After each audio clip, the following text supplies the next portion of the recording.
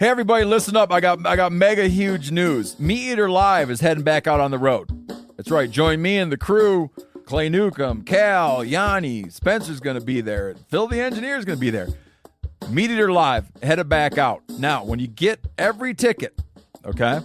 Every ticket you buy, you get a signed copy of our new Meat Eater Outdoor Cookbook. This tour is celebrating the release of the book. Buy a ticket, get a signed copy, Meat Eater Outdoor Cookbook, wild game recipes for the grill, smoker, camp stove, and campfire, which I'll point out is a $38 value. Here's where we're going to go. April 23rd, the Mesa Arts Center in Mesa, Arizona. April 24, the Balboa Theater in San Diego. April 25, the Grove in Anaheim, California. April 27, the Crest Theater in Sacramento. April 29, the Union in Salt Lake City. April 30, the Egyptian in Boise.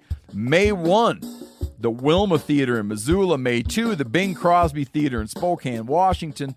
May 4, Revolution Hall in Portland, Oregon. And May 5, the last day of the tour, Pantages Theater in Tacoma, Washington. For tickets and more information, visit the events page at themeateater.com. Hope to see you at the show. Hey, this is Tyler Jones, and you're listening to the Element Podcast.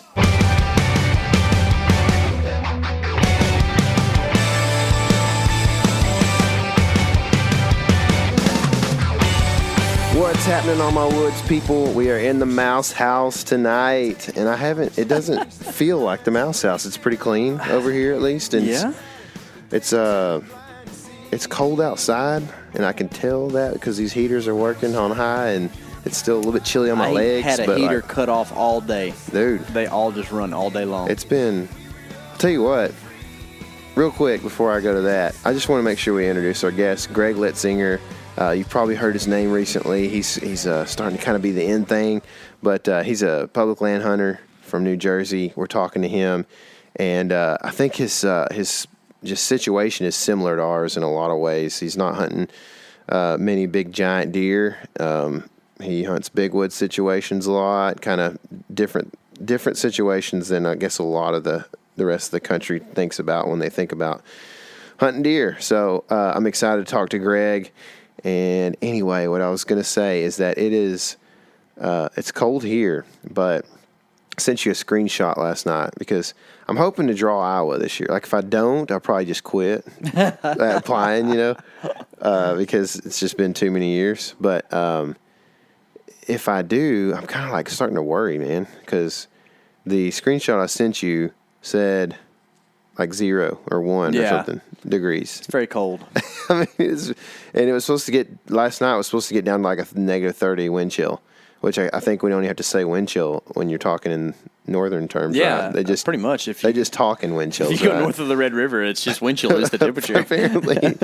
So anyway, I'm just like, I'm scared that those deer are just not going to survive. I know they deal with that, but they've been there extended. For thousands of years, man. I know, but okay, so here's how I look at it.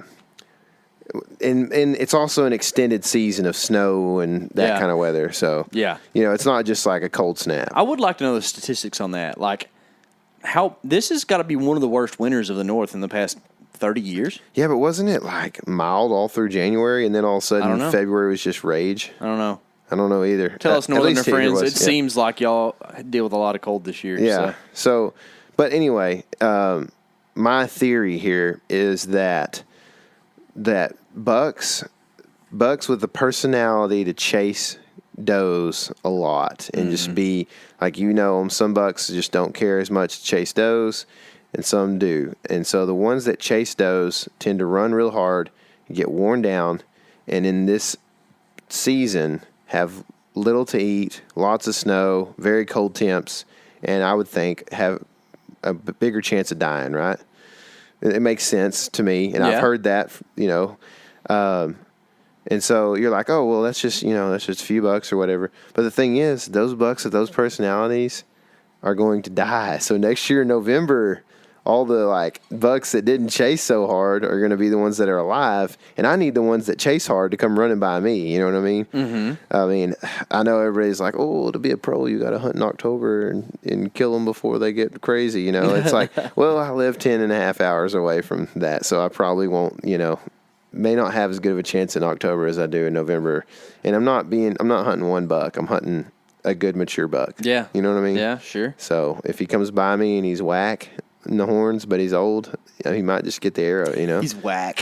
So anyway. Dude, listen, it's Iowa, man. You're going to be fine. You keep saying that, dude, but I just don't have the same confidence, man. I just know it's going to be, I just feel like it's going to be tougher. Dude, we went there and there were trees as big as my waist rubbed to 5 foot high. Okay? There was the most giant tree I've ever seen by far. Yeah. There hasn't ever been a tree in my life that I've seen that was half of that size that was like rubbed. They were nesting in there or something, man. Like there's deer everywhere. I kind of want to post that picture. You should. That was an insane tree rub. I've got it somewhere. I'll Look for that picture this week. Tyler's going to post it. All right. It's cool. Yeah, it is. It's a gigantic tree. You're right, man. I mean, it's true. But the thing is, like, I just want to, a part of me, like I said, I'm not being picky, but a part of me wants to, like, if there's a booner in there, I want to go kill it. You know what I mean? Yeah, sure. Like, that's kind of a challenge. That's why you apply for that state. Yeah. Otherwise, like, there's the deer population in Alabama is real good, Yeah. So like just go there instead. Yeah, I know. You shoot them with pellet guns, can't you? Yeah, I know it. Yeah. Old Chuck mowing them down air rifle style down there. Air rifle style. They don't even flinch. So We just put the fun back in it. oh gosh. So anyway, I've just been kind of worried about it, and I need to stop because it don't matter. I'm gonna whatever happens. It's relative, dude. You're gonna go up there, and no matter what the deer population is, no matter what the buck population is, like you're gonna shoot the deer that like makes you happy, and you're gonna be happy about it. Yeah. If you go up there and all there is a bunch of 115s, and suddenly you see a 135, you're gonna be stoked to shoot the 135. Yeah, kind of, but dadgummit. I know, but in the moment, I promise. Yeah, in the moment, for sure. Yeah. And whatever, my wife said this yesterday, she's like, it'll be all right. Whatever is supposed to happen is going to happen. And I was like, can't really argue with that. Nope. So shut down. Yep, you're right, as usual. You're right. So anyway, I'm just like, man, I've been a little bit worried about it. I'm just ready for it to get warm up there, and I'm just going to forget about it for a little while and fish. But which I'm ready to do, man. I'm ready to do some fishing. I've been thinking about it a lot lately because nothing to do but sit inside in the cold. Especially today. My goodness. Yeah, it was at least, down to like 30. So no, dude, it's 21 here this morning. Yeah. According to my weather app. That's cold for here, guys. That's freezing man. Cold. It is. It's very still out there right now. It's nice. So yeah, we can't really speak in wind chills for some reason. But it like I said, it's cold. But we have a film releasing that's like the opposite, right? It's called On Fire. On fire. Called On Fire, and I'm really excited about this. I may have kind of alluded to this recently, but got to go on a duck hunt and video on an insane duck hunt, and they were just pouring in all morning long, and we got some really cool footage. And the best thing is, this video is all from one. It's pretty much all from one hunt. I mean, there's no other I didn't video any other duck stuff this year. So all the footage is from one hunt, and then afterwards we did an interview with a guy who's a youth minister in Sulphur Springs, where I used to live. It has a very interesting story. I won't give it away. You'll just have to watch it. It's going to release on March 12th, which is Tuesday. If you're listening to this the week that this podcast drops, it'll be next Tuesday. So March 12th. We're going to release that video, and I'm super excited, and so are all the guys that were videoed. They're just pumped, man. The response from the people who have seen it has been pretty cool, man. So I'm excited. I'm ready to get that thing out. We're going to do our first giveaway of 2019. Holla. So if you comment on the video on fire, the duck hunting video that we're going to post on YouTube, if you comment and show some support, show some love for it, you are in the running for another OnX premium membership. Perfect. Annual membership. So we will send that in the mail to you if you win. If you share it on your social media pages, we'll love you even good more. on you. Please do that. We'll Please love do. you the most. Speaking of social media, be sure you follow us on social media, on Instagram and Facebook. That's where a lot of our updates like this stuff will be. Mm-hmm. You know, like we only come to you once a week when it's not deer season via the podcast, but we're active on social media almost every day, especially when it's cold outside. I can get on there and do all kinds of things. I know it. Yeah, dude. And make sure like your notifications are turned on so you can just stay up to date on all the who wins what, you know. So we're gonna try to do some giveaway here or there, but your support means a lot even outside of those giveaways. It means probably more outside of those giveaways. You know what I mean? To be honest. So if you feel like sending us messages or subscribing or giving us reviews or comments on other videos, that means a lot to us. Thanks, guys, because I know there's some of you out there that are doing that.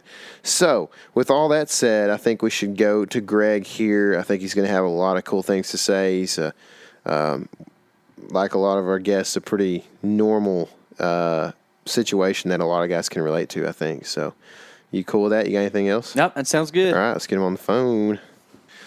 All right, so now on the phone we have Greg Litzinger, not to be confused with Lipsinger, the Bowhunting Fiend. What's happening, dude?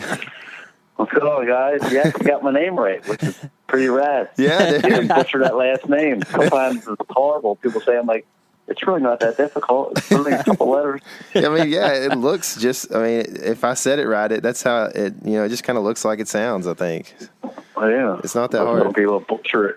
Yeah. Oh. KC called you lip singer earlier, so we were it was a total accident. So anyway, we've been trying to make sure. We have this bad habit of when one of us says something stupid like that on accident, then we just kind of like make fun of it forever, and then we end up calling people by some name that they have no clue what we're talking about. That's great. Yeah, so, and that's, like, especially like guys with an Instagram name that's kind of funny, we're like, we know you from Instagram more than anything, so we'll just call you whatever your Instagram handle is, so. Yeah.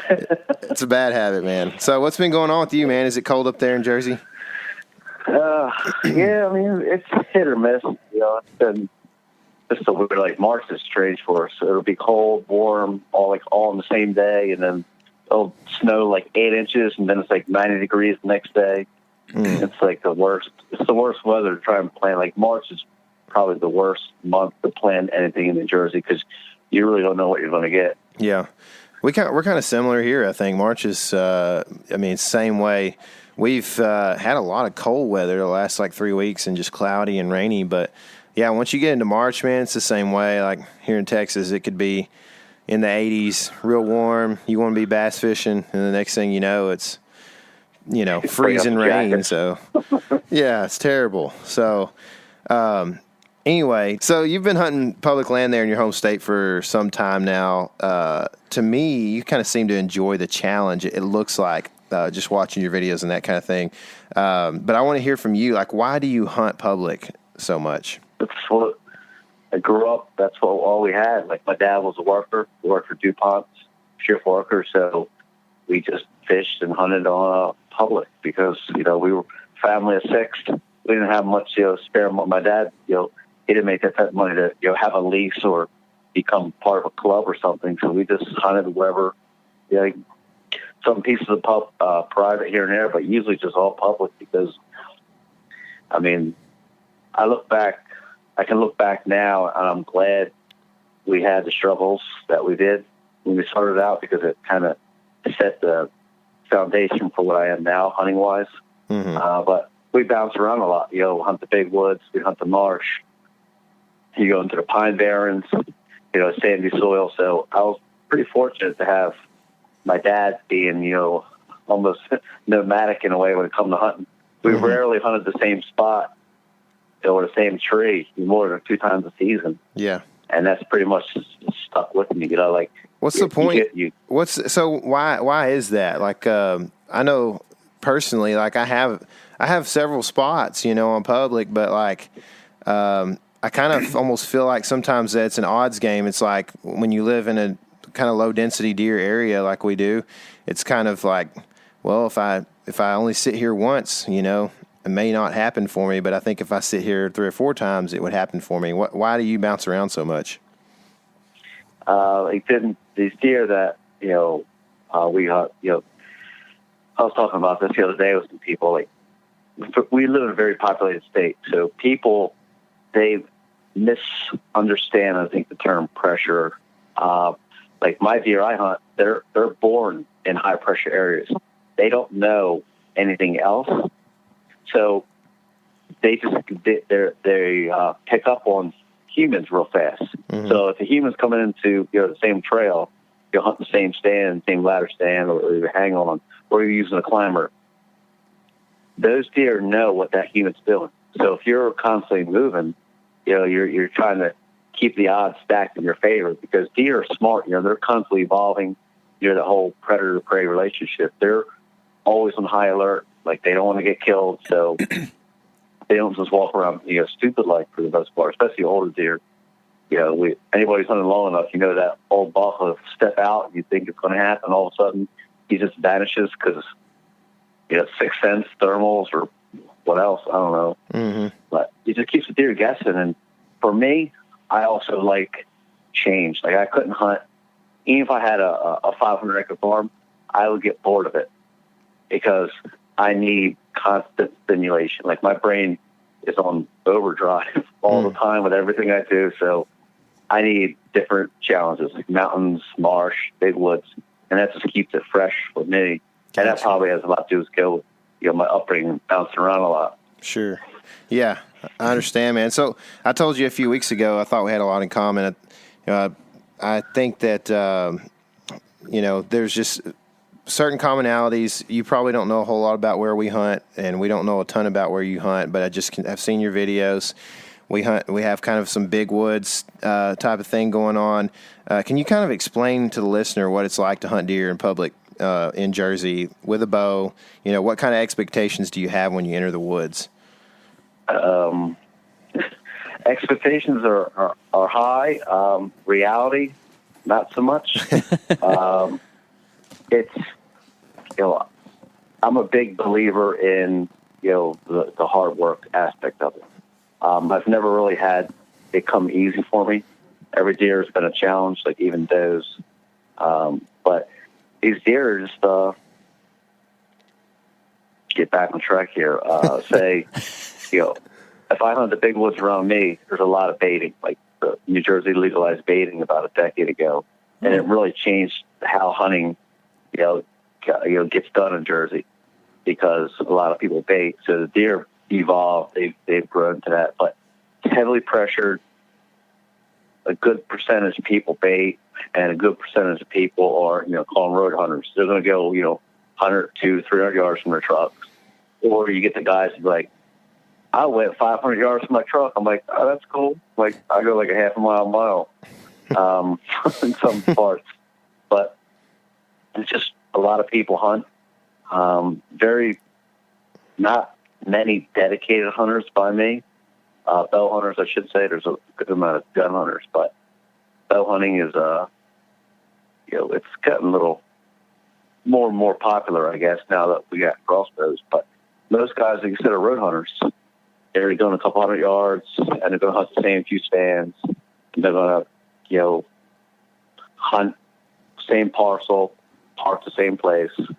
So you just got to, you know, stay, you know, mobile and just stay moving. Because if you're seeing people, like I tell people, if you're seeing people, you're not really going to see a mature deer. You'll see deer, but you're not going to see like that deer, you know. And if you're seeing like a lot of does, little bucks, odds are you won't see a big buck outside of the rut in those areas. Mm-hmm. You got to find those little hidden pockets and little, you know, pieces of parcel that people overlook because it's right by the road, or, you know, or it's behind an old abandoned house or something. That's where you find these big bucks, like just living these, you know, ghost life, basically. Mm-hmm. A problem that we have often is we bounce around kind of like what you talk about. Maybe our terrain doesn't change from place to place as much, but I do a lot of first-time in sits, even in places that I've never been to before. And it's funny how often it actually happens, but Tyler and I will sit up in the dark one morning, and then as daylight kind of slowly creeps in, you say, oh, man, there's a stinking ladder right over there. And then it gets brighter, and you're like, oh, 100 yards up the way, there's a hang-on, you know. How do you avoid, like, when you're bouncing around that much, how do you avoid not either, A, boogering somebody else up, or just, B, being in a place that has a lot of pressure that you didn't even know, you know, that you didn't expect to be that way? Like, a lot of it comes to postseason scouting, and before, you know, it was, you know, back in the day, you would just have a compass and some eye shines. But now, you know, now with OnX Maps and, you know, all the other mapping programs for phones, it's a lot easier to mark these locations. And I'm very good at finding humans in the woods. Sometimes better at finding humans than deer. But, like, I pay attention to climber marks. Like, most people around me, they use climbers. So if someone uses a tree and, you know, a climber a tree more than twice, you can see the damage on the tree. Yeah. Like, I focus, I look for those things. You know, if I'm seeing a lot of, you know, climber marks, I'm out. I'm not even coming back. I don't care what type of buck sign is there. It's usually nighttime, and I'm moving on. Like, I personally use, you know, hang on and sticks 95% of the time because it leaves very little trace that you've been there. Like, I can get in the same, I've hunted the same tree for years, and you can't even tell I hunt it because it's just the bark stays in place, and there's nothing shredded down, and I don't need to cut limbs or branches off. So, but yeah, like I said, majority of people use climbers, and if I see a lot of human sign, like, I usually try to avoid it at all costs. And sometimes I'll use my advantage. I know these people are, you know, hunting this one woodlot, because most people will hunt the same woodlot, whatever the wind's doing, they're going to be in that tree. And I'll use that to my advantage, like wind bumping. If I know they're going to be here with this wind or a thermal, I'll go sit somewhere where they're going to push deer to. So sometimes, you know, populated areas are very good for that, because you can use those people, you know, to pretty much push deer your way. Mm-hmm. Yeah, that's a good point, man. Do you feel like if you can beat the people, you've got the deer, or is deer still, like, at the front of your mind always when you're doing scouting like that? Yeah, deer first and foremost, because now with, you know, satellite imagery and topo maps and on your phone, it's, you know, because it just makes things simpler, because I can look at a piece of property with either aerial photo or like a topo map, and I'll literally just go right to spots where I think a buck might be spending some time. And I don't focus on food. I'm always just focusing on bedding, and bedding areas. So it could be a giant oak flat. I don't care. I'm going to where I think he might be bedded. So I just, like I said, I can bypass 95% of the woods without ever really walking through the woods, because I know there's a good chance where the human signs are going to be, because most humans focus, you know, around me, they focus on food, the oaks, the corn. I just avoid that stuff, you know, and it's not even worth it. I'm not even wasting my time. How often, or I guess, how close are you hunting when you're hunting the bedding usually? Sometimes in the morning, I'll get up. I'll be quiet 2+ hours before light, and I'll sit pretty much right on top of the bed so I can shoot into it. Mm-hmm. Man, not all the time, but sometimes. And then, in the evening, I'll get as close as I think I can, be quiet. If it's windy, I'll be under 50 yards sometimes. Mm-hmm. And cause I used to be like 100. I used to have a 100-yard roll. This is probably 10 years ago, like a 100-yard roll. And I'd see some deer, and they'd yell. We always play that, you know, the cat and mouse. So I was like, all right, I gotta get closer. You know, so I'm like, all right, 75 yards. And deer around here, especially older deer in the marsh and even some of the mountain terrain, they just don't move during daylight. You know, outside of, you know, the rut, like, they're very cautious. They'll just take one step, like 4 minutes goes by, they'll take another, you know, and they might even move 50 yards, 60 yards. So I try and get as close as I possibly can. And sometimes 50 yards is still not close enough because that deer just is like, you know what? I know humans are in that woods, and I'm not breaking, where a huntable tree is until after dark. Right. And that's probably half my sits when I hunt the marsh. Like, I'll say 90% of my sits are that way. I can see a buck coming my way, and he'll just hold up. I'll wait till dark, too, because he smelled humans there before. He knows what that brings. So he's like, you know what? I'll just wait till dark, and they're really, really crafty. They will literally wait till dark and listen. Like, I've had them just start moving and just stay silent. And you'll hear guys get down sometimes, like in their climbers, or like coughing, clanging, and banging. And that deer will just sit and just pay attention where that noise is coming from. And like, he'll pretty much avoid that or never go in that direction ever again. So a lot of times when I hunt the marsh and some of the big woods, I will literally stay an hour after dark. I'm still sitting in my tree motionless. Like, not getting anybody. Nope. Yeah. So you're talking about hunting these beds in a big woods scenario. Yeah. And you're seeing bucks a lot when you hunt. So I feel like where we hunt that it doesn't seem like a bed is so habitual that you can count on it like that maybe for a lot of deer. But there are different bedding areas. I mean, are you seeing this deer bed in the same exact bed day after day or in the same general area? What does that look like for you? And it depends on the deer. Like, the older the deer gets, the less and less primary bedding he has. Like, he might have 3 or 4 beds that have, like, his main beds. And usually the older they get from, I'm not a biologist or, a paid professional hunter. This is all just observation and not something I watched on YouTube or read in a magazine lately. This is just something I've amassed over the years. The older a deer gets, the less and less he roams around. He stays in one little area. And he might only have 2 beds, 3 beds. And he's not going to leave those beds, pretty much until the cover of darkness, 99.9% of the time. And the way I hunt, it's very aggressive, sometimes a little too aggressive because I shoot myself in the foot a lot. But it's pretty much an odds game. I'm going to hunt this bed. He's not there. All right, I'm going to hunt this bed. He's not there. I'm going to hunt this bed. And I'm pretty much done for that area. Like, I might go back in Winterville or something, but usually I move on. So when you say you're hunting this bed, and this bed, how far are those beds apart? I mean, are they in a similar area, or are you talking about on a similar property more like?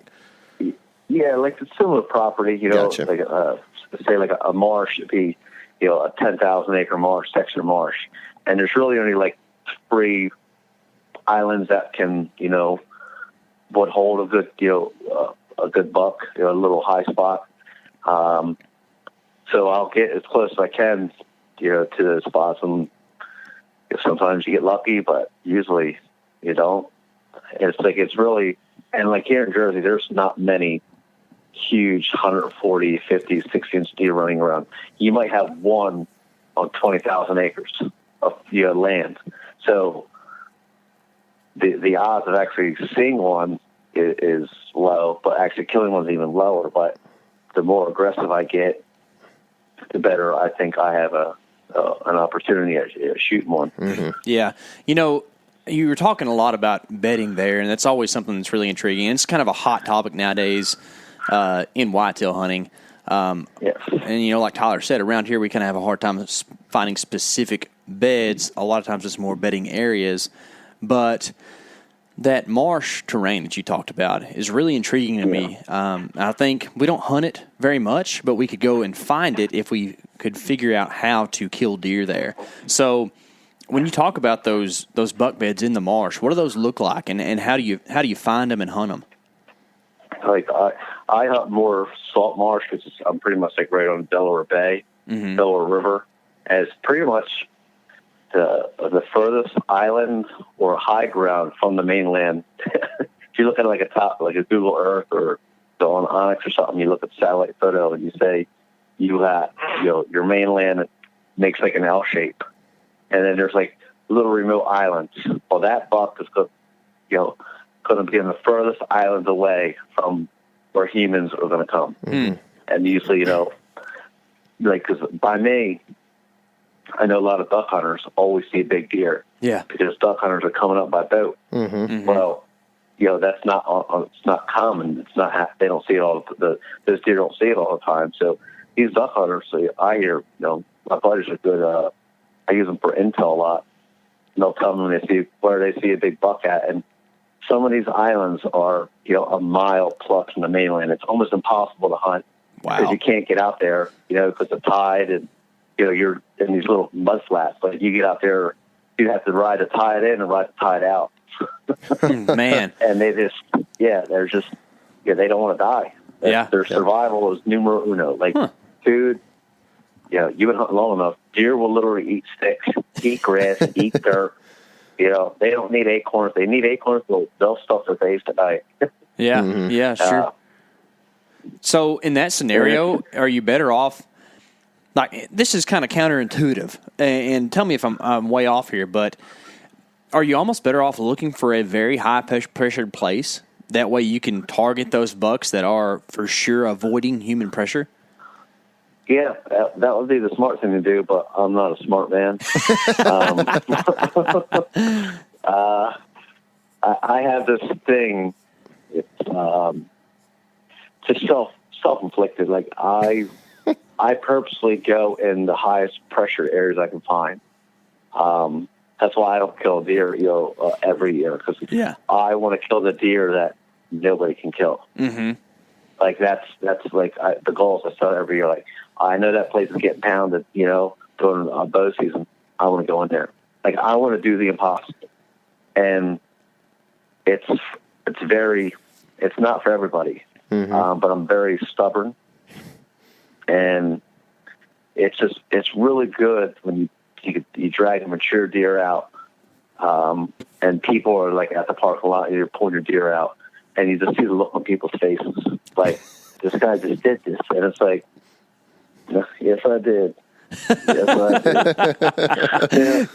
Yeah. You said something cool there too, where, like, I don't know, and this is just way off of like the standard, I don't know, media provider or whatever kind of whitetail hunter you see on social media, where everybody's killing big deer every year, and it's just a matter of being in the woods for a lot of folks, right? I mean, let's be honest. If you live somewhere where there's a lot of corn and soybeans, like, you could probably shoot a deer.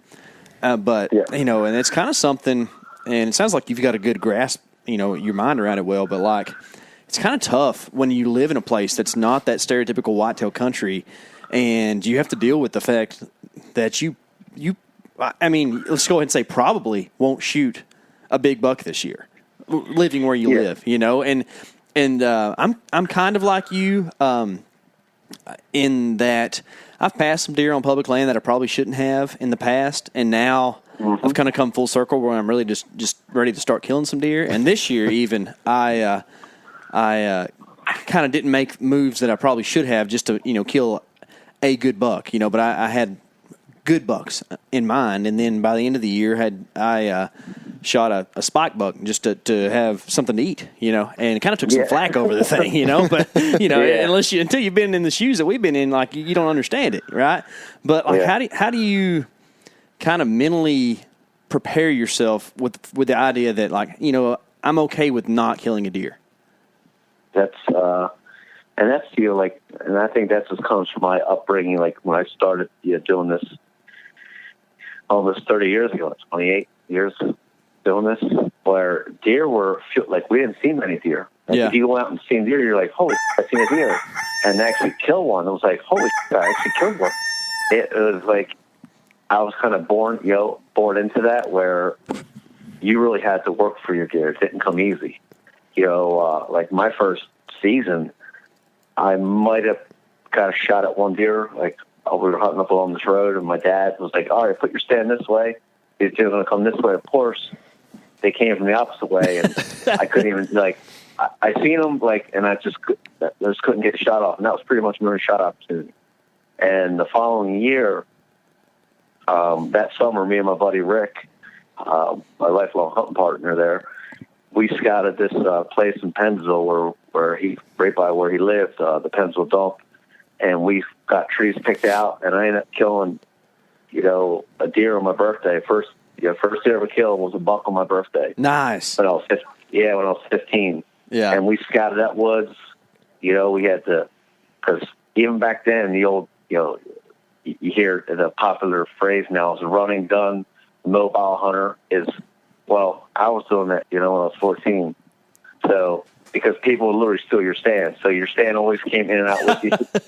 That's why. Yeah. That's funny. Yeah, you were forced to be mobile because you come back and your was gone. So, I remember I got up to school. My mom dropped me and Rick off, and I had a little hang on, a little screw on steps, put like 4 screw on steps in, and sure enough, like clockwork, this buck came in, and I shot this 5-point. And, I was very fortunate. I killed another deer that year. But that was multiple sits without seeing a deer.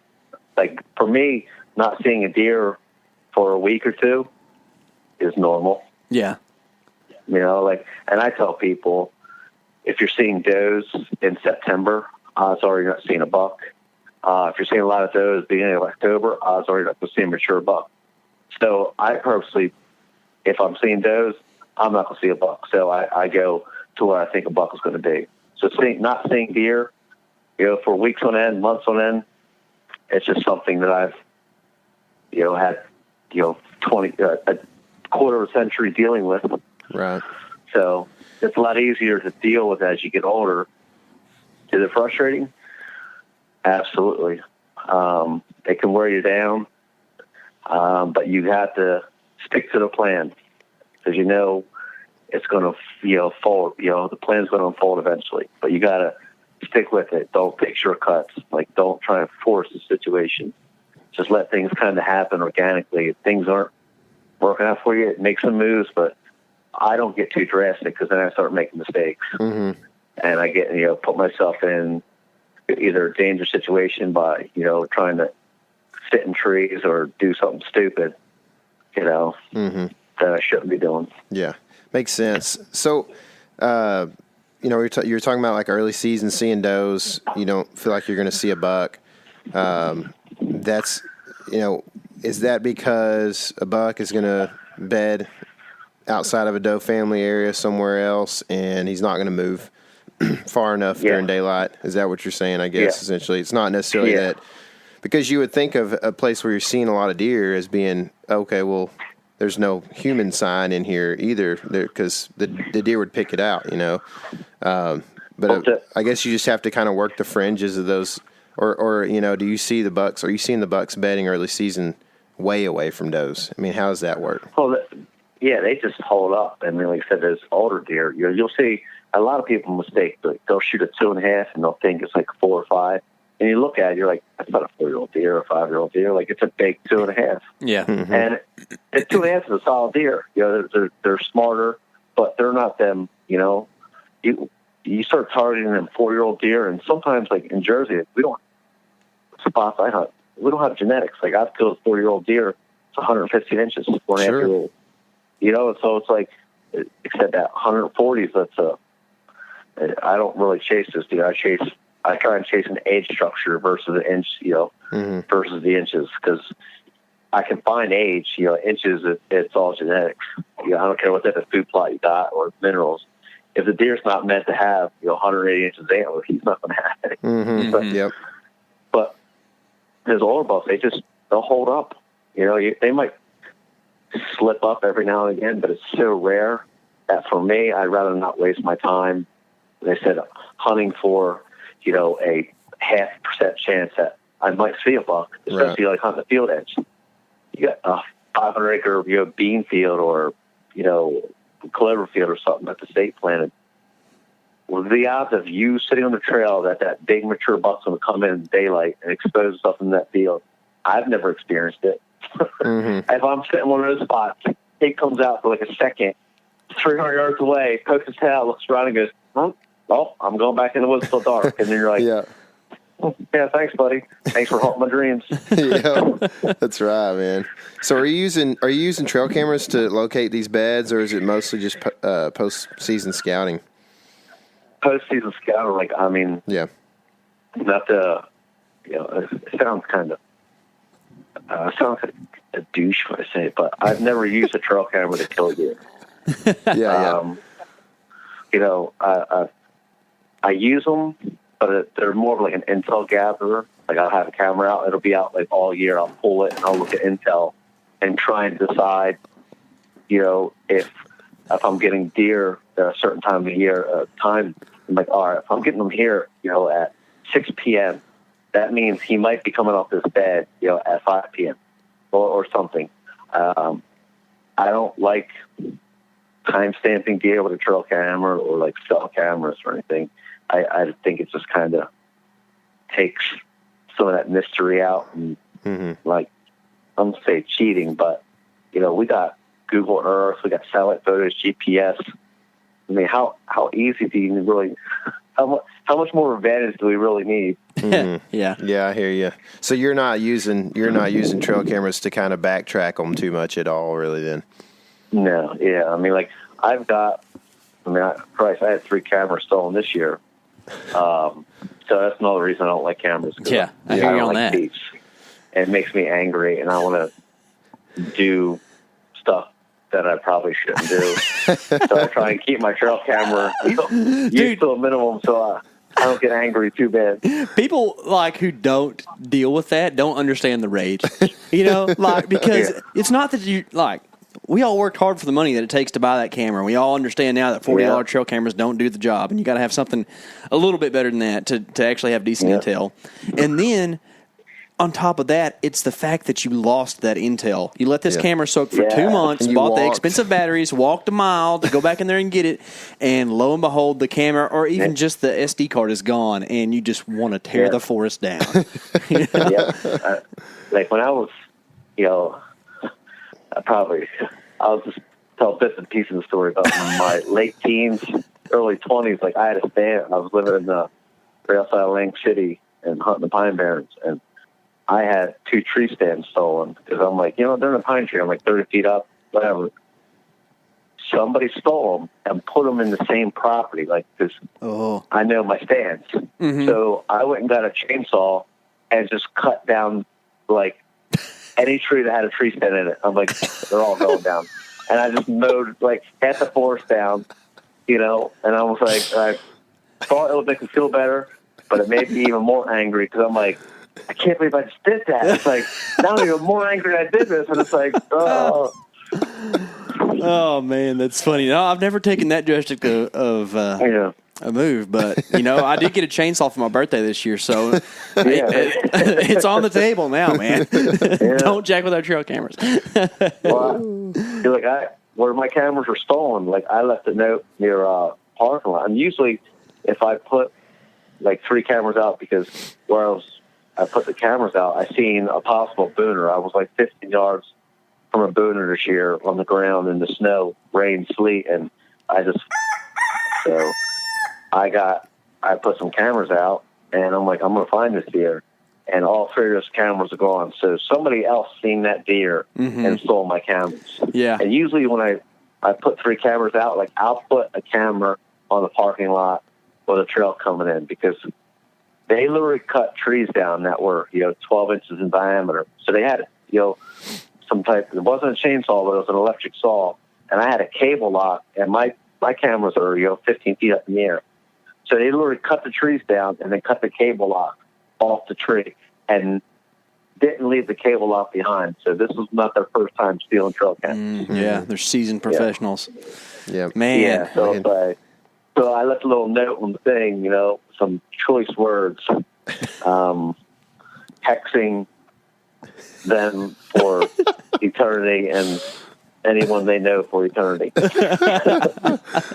Oh, man. Goodness gracious. Well, hopefully they didn't have a great season. Hopefully not. But. Yeah. Well, like you said, the intel's the worst. It's the camera, I lost, damn near, because I got the big, fancy SD cards, lithium batteries, that $30 cable lock on it, you know, the $150 camera. I'm like, I lost like $700, and it's like, man, yeah, so it hurts. Yeah, so cameras, I use them, but it's very selective. Yeah.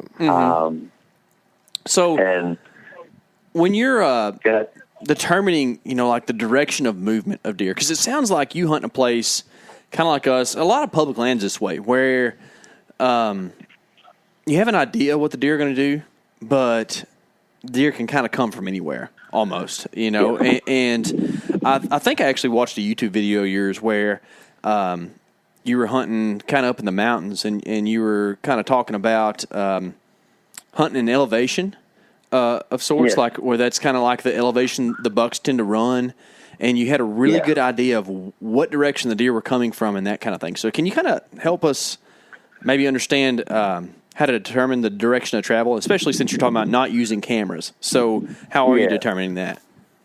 Like in, you know, mountainous, like mountain country, deer will run a certain elevation, even in hill country, in certain hill countries. Mm-hmm. And they'll run where it's called the thermal tunnel, thermal pocket. It's where, on the leeward side, where the wind rolls over the mountain, and then the thermals kind of come up and meet.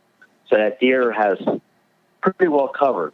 And usually you find your beds and your buck sign, you know, the parallel trails that run that, you know, up a 1/3 or, you know, halfway up the mountain, wherever that thermal tunnel seems to meet or terrain allows it to happen. And it's just, they got set coming from both ways.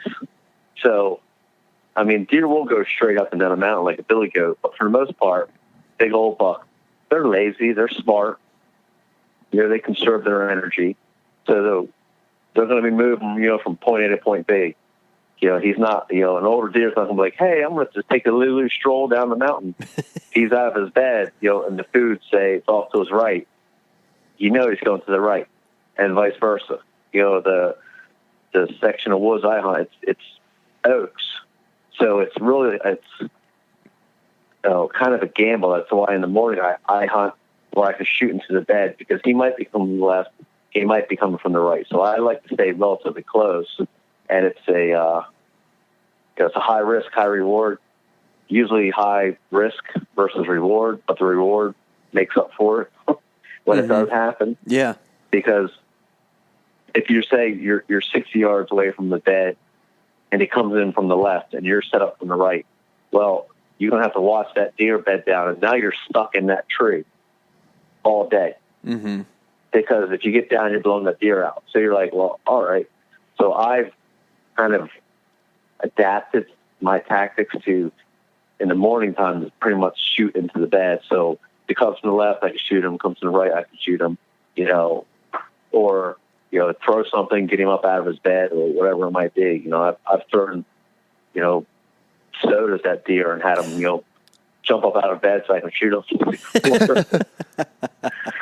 Yeah, that's a pretty good tactic. You got to be pretty close for that to work too.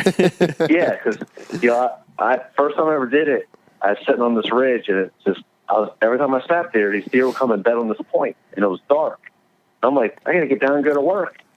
So I'm like, I would just throw stuff at them. They'd get up, and sometimes you get a shot, sometimes you wouldn't. But first time I actually worked, I was sitting up, and this big 8-pointer would come in, and he finally like got up, and of course, you know, I ended up hitting his shoulder and got like an inch of penetration because, well, you know, that was like the worst thing in the world. I'm like, yeah, I smoked him, and I found my arrows like bent in half. You know, like all the aluminum arrow days. Yeah, 3 inches of penetration. You're like, well, that deer's alive. You know. Yeah.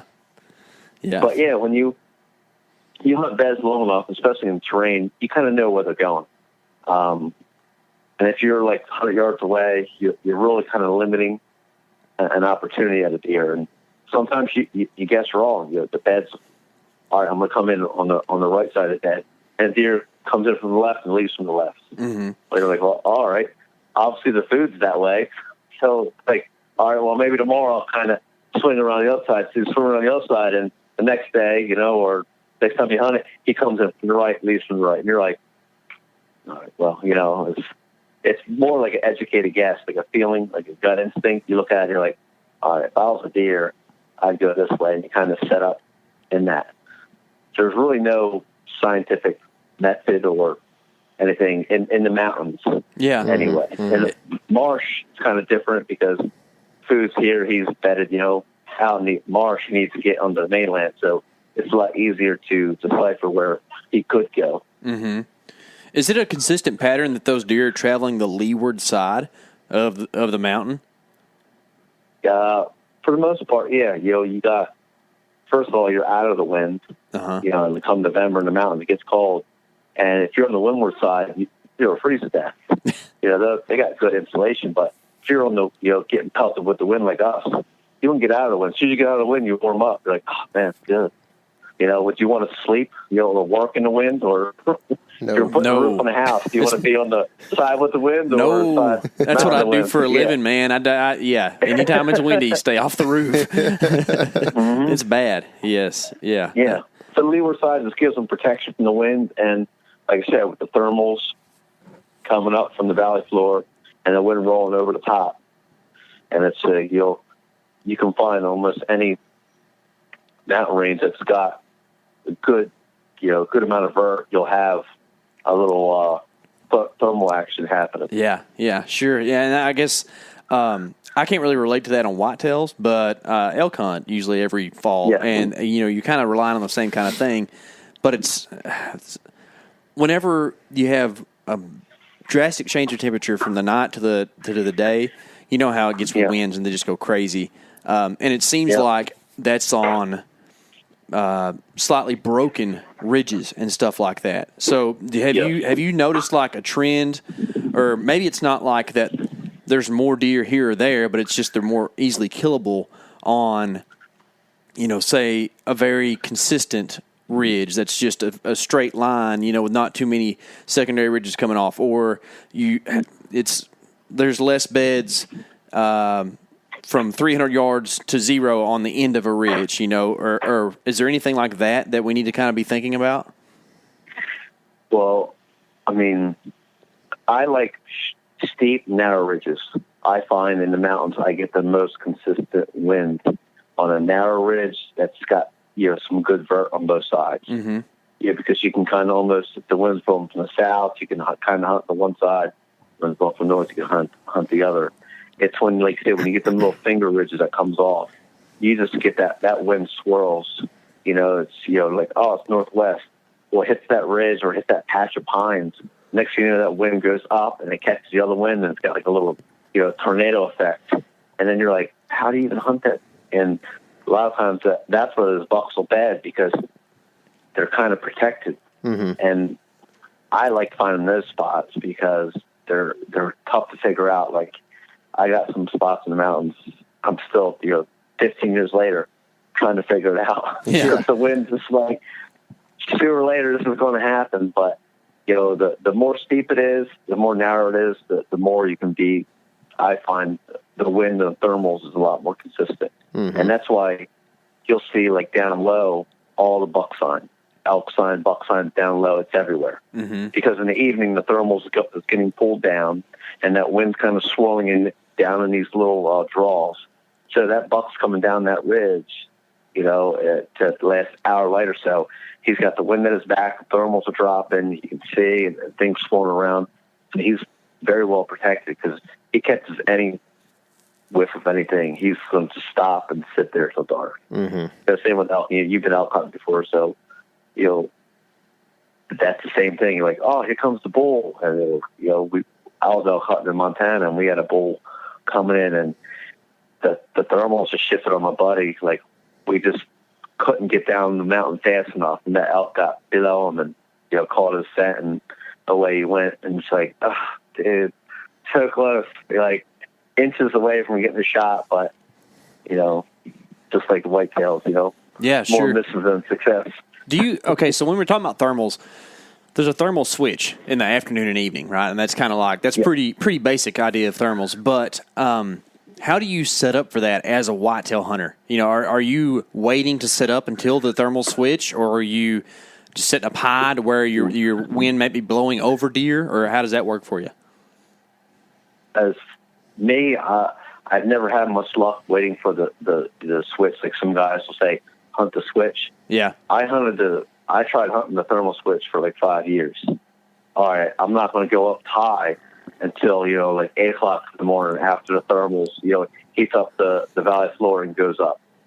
And then I was talking to some elk hunters in Harrisburg, guides and stuff, and they're like, we're at the top of the mountain well before daybreak. I asked him about the thermals, and he's like, I guide for a living, and if I'm going up top of the mountain and it's still dark out, then there's a reason I'm doing it. And he didn't really divulge, give me any intel why. And then my dad, I'll never forget, it was like a light bulb moment. He's like, air, there can never be a vacuum in air in the atmosphere. I'm like, what do you mean? He goes, as soon as that sun breaks, there's a thermal pull. As soon as that sun goes, air's rising. And he goes, and it's so subtle and so fine, there's nothing you can measure it by. Because once that sun breaks, 100 yards, a mile up, air's heating up and it's rising. Well, that air's rising, it's slowly pulling stuff up. And I'm like, that makes total sense. And then I was like, so I started just getting to the top of the mountain before dark and setting up off these beds. And sure enough, 7 to 7:30, bucks, big bucks, all mature bucks. And I was like, so these deer are not waiting for the thermal switch, because an old deer is waiting for the thermal switch to happen at 9 o'clock. It's daylight. He's still got, a quarter mile or whatever to get to the top of the ridge. He's exposed himself to all kinds of danger. So it's like, now I get it. And same with talking to a couple, years go by of me working on this, and I talk to other elk guys, and I say, what I just told you guys, and they're like, and the guys just give me like a nod. They don't give me like a, yeah.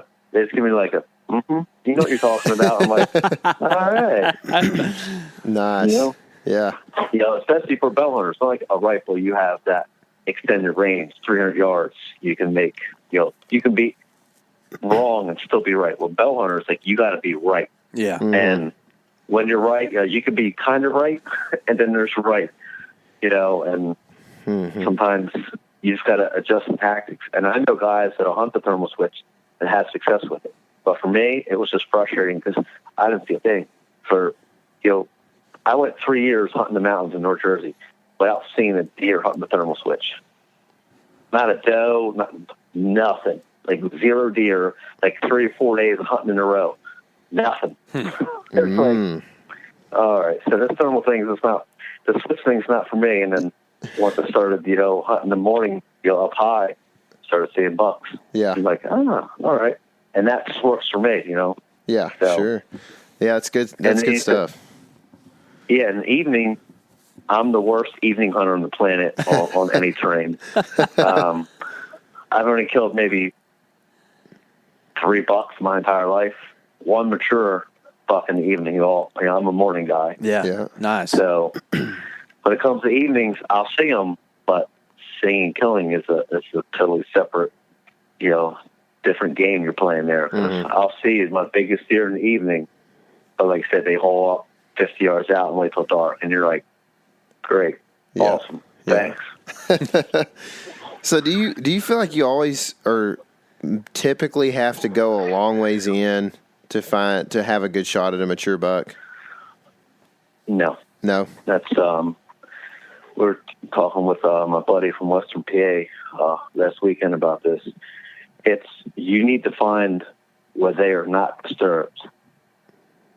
And the buck I killed this year, I was hunting the mountains, and it's super windy. It's crazy windy, and I'm like, man, I'm getting down, walking around. There's no buck sign, no buck beds up high at the upper 1/3. I'm like, what the hell's going on? I see nothing but bears like everywhere. So I'm like, all right, these bears must have forced these deer somewhere else.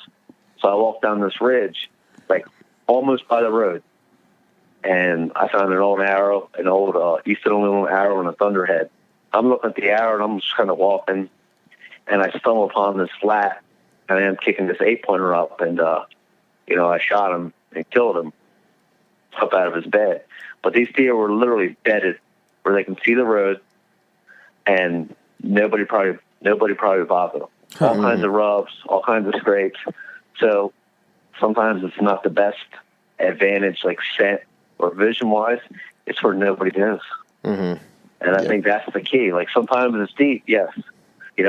Sometimes it's not. It's like elk hunters. There's guys that kill a 400-inch bull, driving down the road hunters. And there's guys that kill a cow 6 miles back. So there's really no, right answer to that question. Right. It's where there's no pressure. Sometimes it's by the road that everybody overlooks. Like one of the best spots I ever had, I've seen 3 Provolone caliber deer and one, probably pushing Booner that, was one of the biggest deer I've ever seen up at a time. And I shot an absolute slammer from this little spot, old abandoned house. The parking lot was right there. Everybody walked right by it. I went in there one day and there was rubs, 3 foot high, scrapes everywhere. I'm like, this is insane. Mm-hmm. So I walked by like everybody did, and I went up to the field. It was just, overgrown field, and I snuck up this overgrown field and sat in a tree. And my wind was kind of like blowing out into the open green field. And that last 30 minutes of light was just magic. Right around Halloween. Bucks just came. I don't even know where they came from. Like they literally just magically appeared. Chasing does. It was just tore up, and literally I could see my truck. I'm like, how does nobody not know about this spot? And it was once it got dark, it just stopped because the hunters would come out. Mm-hmm. So these deer would just stop moving. And people get in their truck, and I think, because I'm in the middle of stuff, I'm like, I don't know when I should leave, And when I hear people coming, the deer will stop moving around, the bucks will stop chasing, people get in their truck and leave, and the place will zero up again. Man. It was just insane, and then it got flattened out, and somebody built a giant house there. So it was like the best spot that is just a house now. Yeah. But it was like, literally, right by the road and right by the parking lot. Everybody walked back deep into the swamp, and these deer were living right there by the road. Man, it's crazy. That's crazy. Well, so, one thing I noticed in your videos that I really love is your grunt, stop, shoot cadence. I feel like a lot of guys, if you watch TV, which I try not to watch too much outdoor TV, but sometimes when we're on a hunting trip, it's kind of the only thing that ends up on TV. And I see a lot of guys that grunt, stop a deer and shoot before it even stops moving. And it kind of defeats the purpose in my eyes. I think it almost seems like you have something, like some kind of progression or something like that to me. Is that true? And if so, can you kind of explain your thoughts on that? Well, because I film, so my thing is to get them to stop. And, any deer that's been around the block, a few hunting seasons, once you, any type of boop, they're on high alert. So I pretty much, and I watch, I watch their body. Like some bucks are a little more casual. Some are just like, as soon as they hear any human-based noise, you can see the muscles tense up. And if that deer gets super tense, I literally aim at the bottom of his brisket because I know they're going to drop. Right. And if they're kind of relaxing, they heard it, but they don't know where it's coming from, then I'll aim a little bit lower, than normal. But it's pretty much just I don't like shooting at a walking deer. I don't really practice it on a regular basis. I want that thing motionless, and it's just, something I've always done. And it looks good on film, and it also gives me a chance to sometimes adjust the camera. Sure. But sometimes you're like, I think he's going to be here. You're like, oh, and you got to tap the camera and then make the shot. Because ain't nothing worse than putting a video on YouTube and you hit a shot and you just see hooves or leaves in front of the deer. It's like, ugh. Yep. Yeah, it's something that I feel like you deal with a lot on public. We're similar in Texas that we're a bait state, and but on public can't do it, and so you're gonna have to shoot. You're gonna have a moving target coming through at some point, so you're gonna have to grunt stop it. And we've experienced. KC learned the hard way a few years back on a really nice deer. We've got similar kind of standards as far as I guess you would say antler size and maturity goes, is what it sounds like you have, and just that a 4-year-old buck is just a different thing out there, and something that has escaped us, to this point for the most part, in Texas, at least on public. And, he grunt stopped a deer that did if he'd have shot very bottom of the brisket, might have hit it.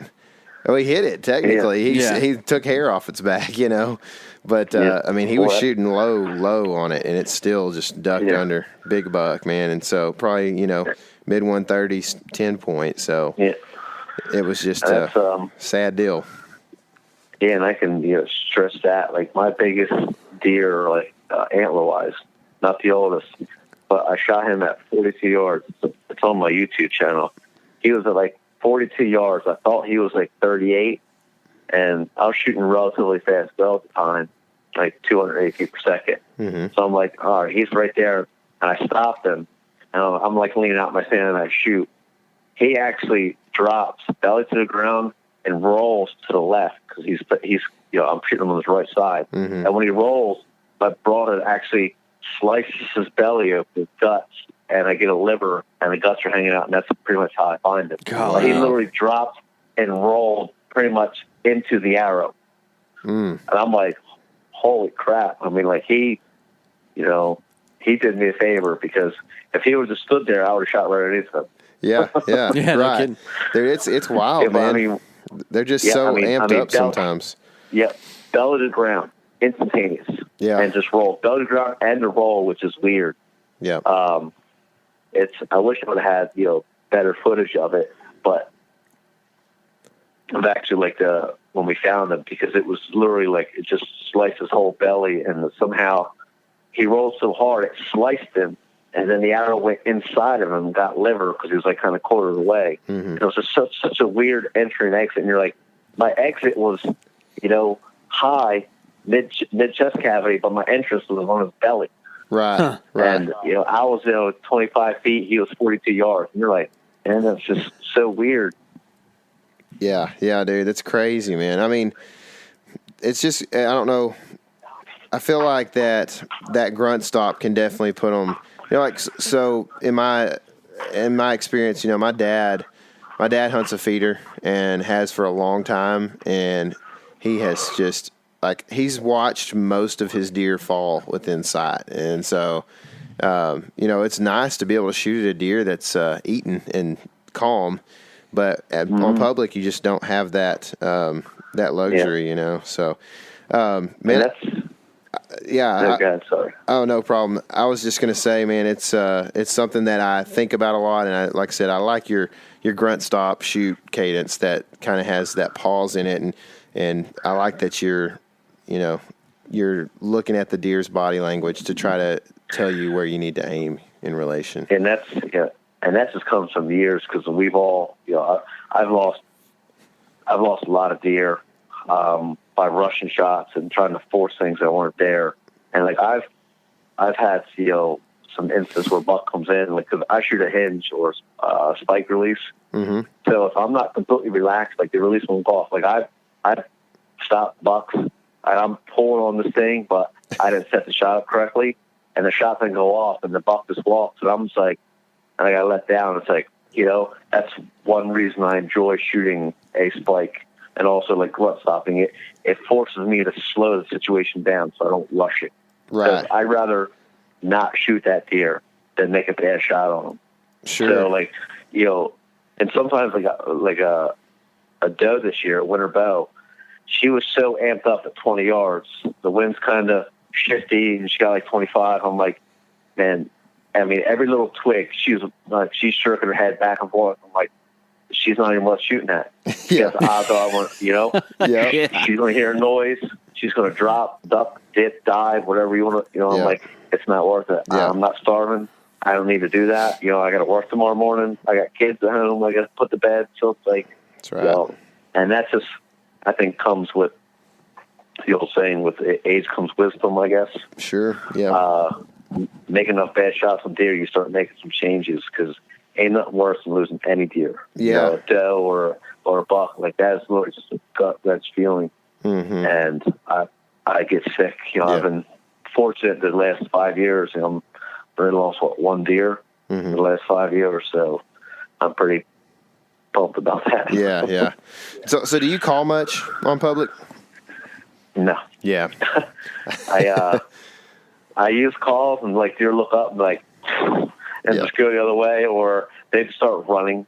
Like I have to let it bloom, and I've had the primos, growls, all these things, and the bleak cans, and I try all the stuff, and I get no luck whatsoever. Yeah. But I have friends that hunt the same property, and they use calls, and deer come to them like magnets, and it's like, man, I still carry my backpack or my pocket like I'm going to use it, and I pull it out, I'm like, what's the point? Yeah. Yeah, we've seen similar things here, man. Yeah, or like I blow the crunk on them, and that deer be 100 yards away. I feel like it's like looking through my soul, like it knows exactly where I am, and it just puts that deer like right. I mean, that deer's like walking, looking right at my tree, and I'm like, I can't even move. Like I'm not ready for this. He's coming from the wrong way, and deer will just come up and just look at my tree, and it's like, all right, I just can't move. So it's a staring contest. Yeah. And then they always usually just blow and run off anyway. So I'm like, Yeah. It's tough, man. It's tough. So, as we kind of wrap up here, for the guy that's been hunting public for several years with little or no success, can you kind of leave us, some good advice and maybe some inspiration all wrapped up in one for that guy? Don't eat yellow snow, and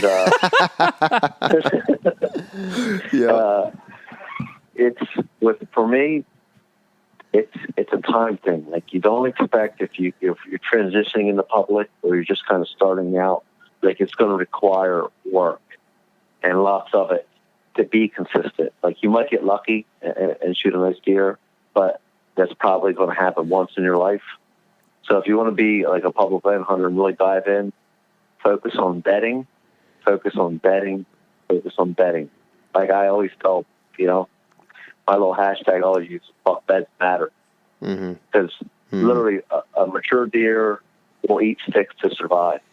He's not going to travel very much, in daylight, even during the rut sometimes, these older deer.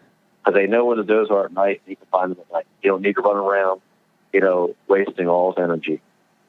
So find where they're bedding, find out what they like to eat close to possible bedding, and, give yourself like a 3-year plan. Like that's why I always, every parcel, I give myself 3 years. Gotcha. If I don't see a mature buck in 3 or 4 years, usually either one's not on there or I'm doing something wrong and I need to make like a change to my setup. And keep notes. Yeah. If you're hunting a piece and you're seeing sign, it could be nighttime sign, like, so change it up a little bit, getting there in the morning or get there at night. And stay aggressive. Don't get, complacent and sitting in the same spots, doing the same thing. Like, go hunt new pieces. Because sometimes, once I started becoming a proficient mountain hunter, it opened so many other doors up around here in the big woods. Because you learn something in the mountain, and you take it back here, and you're like, wow, that actually kind of works here. Or vice versa. If you're hunting the same piece all the time, go fresh, go a new piece you never hunted before. You'll risk it, do something different, hunt different terrains. Really expand your grass, read books. YouTube's a great resource now. Yeah. There's videos on everything. Like, become a student. I like it, man. I like it a lot. Well, Greg, we appreciate your time, man, a lot. I know it's you're a hardworking guy, and we do this at the end of the day after you put your kids to bed and everything, and I really appreciate it. I know your time is valuable. Yeah, man.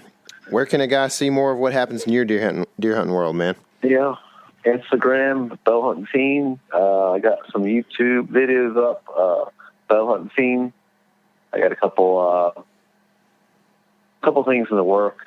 I just, need to be more active in getting my videos out. I got videos on the computer, but they're not doing me any good on the computer. At least you get to watch them, Yeah. There's a lot of intel out there on me.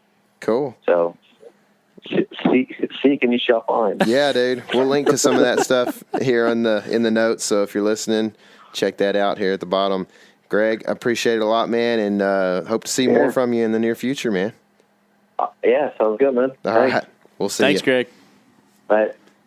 Well, he's a long ways away, but I think there's a lot of things we can kind of glean from that conversation. Yeah, man. for sure, man. And glean's a word I don't hear often, so way to use that. Thanks, dude. I like Thanks. it. You know, I think that I do my best to be like a multifaceted hunter, but we can all like get in these ruts and become like one-dimensional. And I think that I always tend to look at properties in one way and try to hunt them my way. And I think that I need to really take to some of what Greg had to say and really explore what I really consider as deer country. You know what I mean? And maybe look at some of these places that I overlook or that I shy away from. Mm-hmm. And, I think there are certain tactics, especially, but like you and I, if you can't tell from listening to the podcast here and there, we have a lot of inside jokes. And you and I tend to get put out pretty easily with things that become super mainstream all of a sudden. Mm-hmm. And I think that that's a good thing, I guess, in a way. But I also think that doesn't necessarily like discredit the validity that might be in that certain mainstream. Are you alluding aspect. to buck bedding? I am. Yeah. Yep. Yeah. So that's something that can be definitely considered, I guess, in scouting. Mm-hmm. It's something. It definitely like I'm taking it in the same direction that you are. Whereas like something that Greg said has piqued my interest to think maybe we haven't maximized. We've thought about it in one way because we thought, oh well, because of the mainstream side of this thing, this buck bedding thing. Maybe that's going to push everybody that's hunting public to buck bedding, so let's go do something else. Mm-hmm. But I think that we got to make sure, like, we hung a camera during squirrel season right outside a buck bed on a trail that's leading outside of this buck bed. And I think that was a good idea. I think that was a good move. Yeah. I mean, we kind of debated on whether we should even hang it. We're just kind of like, I don't know, disenchanted with it all and everything. And so I think it was a good move, and I think it's, whether or not we ever hunt there or hunt buck bedding much in the next year or so, at least we'll have that intel and we'll know, hey, it's right and it should be this way, or it's not, and let's go do, hunt something else. So, yeah, I think that, like, I'm just like the general populace, like I get like enthralled by these new ideas. They're not new, but like the hot thing, like, man, that's a good idea. And then you see that everybody's starting to do it, and I get kind of scorned to it so far that I probably ignored things I shouldn't ignore. Yeah. And I think that especially this past off season, I didn't really think much about that because I was like, okay, we can't figure this out around here. Let's just try to hunt corridors and figure out where deer are going to be moving and go from there. Mm-hmm. And that works, especially during the rut. But I didn't see a buck hardly in October this year, at least on public. Right. Okay. When there was some. We did hunt a lot of private. Yeah, we hunted a lot of private in October. And when there's yellow gold on the ground. Yeah. The whitetails kind of get a lot dumber than they do on the public land, So, I think that it's probably, I need to kind of come full circle and really just do a better job of grasping what it takes to be a complete whitetail hunter. And that's just taking all these little things and compiling them into your knowledge base and being attentive to each one. Yeah, you talked about it with Chad, being like taking what the woods give you as far as sign goes. You know what I mean? Like, don't ignore something because you're put out by it, whatever. Just take what the woods give you and store it and use it in the future somehow. I think it's good, man. So anyway, remember, in a couple days, probably, by the time you listen to this, on Tuesday, March 12th, the duck hunting video or film known as On Fire will be releasing, and it's insane. It's an insane morning of hunting. So I'm pumped, man. Yeah, go comment on it and get you a chance to win that annual. Is it a subscription? Membership. Why did I say subscription? we've had trouble with the word subscription lately. We have whitetails and deer. And all kinds Whitetails and deer and subscriptions. Another inside joke that you guys won't get. Sorry about that. So yeah, you'll never get that one. We're not telling anybody about that. So anyway, yeah, go comment on that. Give us that if you don't mind. Like Casey said earlier, our social media is the best way to stay connected with who's winning, that kind of stuff, and who's in the running. So anyway, oh, by the way, it is cold right now. If you're cold and you think you might have some cold weather in the future, we still have some hoodies for sale that are in our inventory. Yep. So feel free. We've been selling a few of them, and it's weird to get these pictures of guys, when they're hoodies, but I mean, I'll take it, whatever. Leave the hoodie on, please. Yes, please.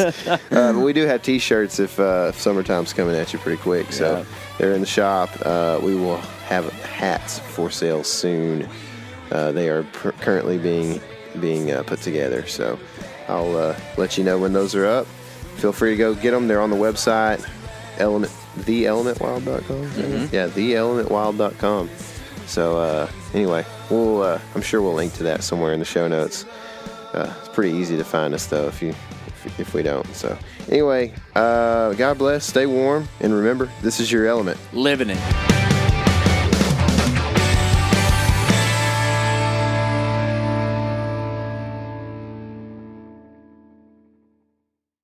Hey everybody, listen up. I got mega huge news. Meat Eater Live is heading back out on the road. That's right. Join me and the crew. Clay Newcomb, Cal, Yanni, Spencer's going to be there. Phil the engineer's going to be there. Meat Eater Live, headed back out. Now, when you get every ticket, okay, every ticket you buy, you get a signed copy of our new Meat Eater Outdoor Cookbook. This tour is celebrating the release of the book. Buy a ticket, get a signed copy, Meat Eater Outdoor Cookbook, wild game recipes for the grill, smoker, camp stove, and campfire, which I'll point out is a $38 value. Here's where we're going to go. April 23rd, the Mesa Arts Center in Mesa, Arizona. April 24, the Balboa Theater in San Diego. April 25, the Grove in Anaheim, California. April 27, the Crest Theater in Sacramento. April 29, the Union in Salt Lake City. April 30, the Egyptian in Boise. May 1, the Wilma Theater in Missoula. May 2, the Bing Crosby Theater in Spokane, Washington. May 4, Revolution Hall in Portland, Oregon. And May 5, the last day of the tour, Pantages Theater in Tacoma, Washington. For tickets and more information, visit the events page at themeateater.com. Hope to see you at the show.